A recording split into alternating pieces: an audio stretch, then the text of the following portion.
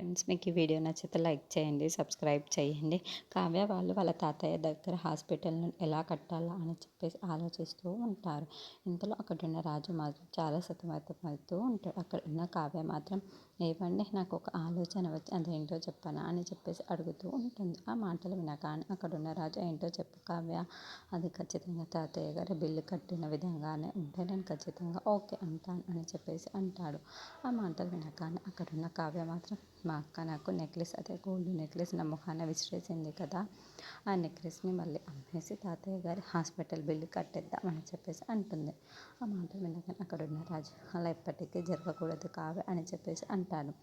ఆ మాటలు వినగానే అక్కడున్న కావ్య, ఏంటండి మీరు ఎందుకు ఇలా అంటున్నారు అని చెప్పేసి అడుగుతూ ఉంటుంది.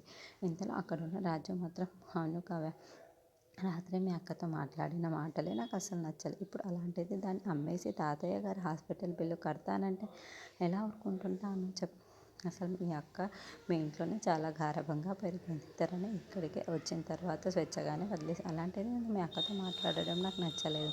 పైగా ఇప్పుడు ఆ గోల్డ్ నెక్లెస్ని అమ్మేసి తాతయ్య గారి హాస్పిటల్ బిల్ కట్టడం నాకు ఇష్టం లేదు. రావడం నాకు అసలు ఇష్టం లేదు. కాబట్టి ఎలాగైనా సరే నేను తాతయ్య గారి హాస్పిటల్ బిల్ ఎలాగోలా పే చేసేస్తాను అని చెప్పేసి అంటూ ఉంటుంది.